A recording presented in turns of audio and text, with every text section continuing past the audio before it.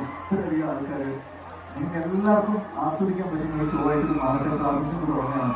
തുടങ്ങിയോ? ഒരുമിച്ച് പാടുവോ? ഇപ്പൊ എല്ലാവരും ഒരുമിച്ച് പാടുവോ?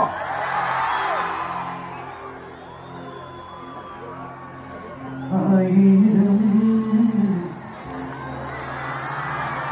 കാത്തിരുന്നു